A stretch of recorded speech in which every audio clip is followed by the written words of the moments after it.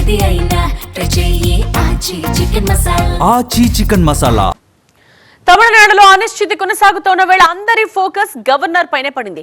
ఎందుకు governor Arlekar version ఏంటో తెలుసుకుందాం. ప్రభుత్వ ఏర్పాటుకు సంఖ్యాబలమే కీలకమని తమిళనాడు గవర్నర్ ఆర్లేకర్ వ్యాఖ్యానించారు. ప్రభుత్వం ఏర్పాటు చేయాలనుకున్న వారు తమకు సంఖ్యాబలం ఉందని చూపించాలి. అయితే తాను ఎమ్మెల్యేల లెక్కింపు అడగడం లేదు అని స్పష్టంగా చెప్పారు గవర్నర్. బల నిరూపణ అసెంబ్లీలో జరగాలన్నారు. విజయ్కి ప్రత్యామ్నాయంగా ఎవరొచ్చినా సంఖ్యాబలం చూపిస్తే వెరిఫై చేస్తానన్నారు.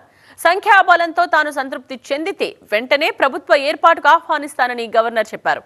ఒకవేళ ఎవరికి తగిన సంఖ్యాబలం లేకపోతే ఇతర ఆప్షన్స్ పరిశీలిస్తానంటున్నారు గవర్నర్.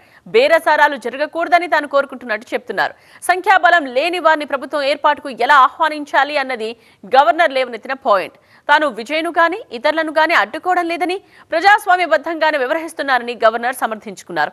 సంఖ్యాబలం లేని వారిని ప్రభుత్వ ఏర్పాటుకు ఆహ్వానించి బేరసారాలకు ఆస్కారం ఇవ్వాలా అని ఆయన ప్రశ్నిస్తున్నారు.